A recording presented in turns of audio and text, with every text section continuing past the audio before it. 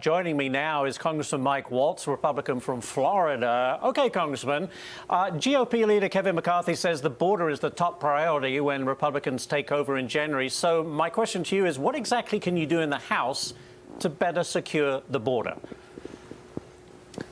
Well, Kevin McCarthy is absolutely right to hold Mayorkas responsible for the fentanyl pouring across the border, the cocaine you just mentioned, but also the record number of deaths of these poor people trying to cross the border, in addition to the 30 to 40% of young girls that are sold into human trafficking or sexually assaulted. It is despicable. He should resign. He should be held accountable. From a congressional standpoint, we have the power of the purse in terms of forcing the administration to actually build the border fencing and wall that has already been appropriated, and withholding some funding until they do that. And then finally, we want to know, what is Mayorkas's responsibility here, and then what has he proposed to the White House, and what is President Joe Biden's responsibility? How much is Mayorkas just following orders from a White House who clearly is just fine with a wide open border?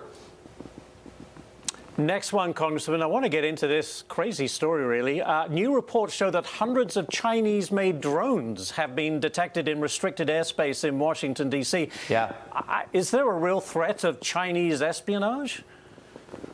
The Chinese manufacturer DJI has promised that they put in place software called geofencing, which basically means these drones literally cannot fly over sensitive sites or DC itself. The problem is it's really easy. Anybody can go in and hack this technology. What's the danger?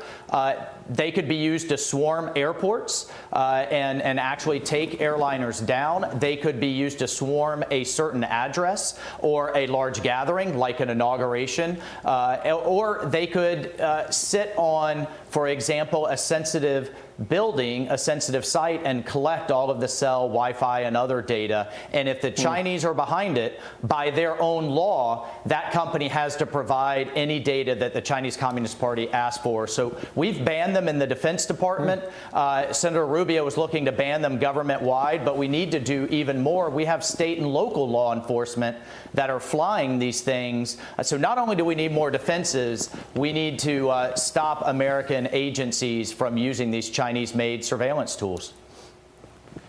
Okay, next one for you, Congressman. President Biden again trying to take on gun ownership after a shooting at the LGBT nightclub in Colorado. Listen to this. The idea we still allow semi-automatic weapons to be purchased is sick. It's just sick. It has no social redeeming value. Zero, none. Not a single solitary rationale for it except profit for the gun manufacturer. Can you do anything about gun laws during the lame duck, sir? I'm going to try. What will you try and do? I'm going to try to get rid of assault weapons. Well, that's what he says. Your quick response, Congressman, to that. Once again, we have to address the mental health crisis. For example, the Walmart shooter published a manifesto that he was going to do this, and guess what? He didn't use a rifle. He used a handgun. But he telegraphed, and we see this time and time again with mentally disturbed individuals telegraphing to family, friends, associates, and on social media what they're going to do. That's the root of the problem. It's a cheap and easy talking point to point to rifles. We'll have to leave it right there, but great stuff. Lots of topics covered. Congressman Mike Waltz, Republican from Florida. Thank you so much.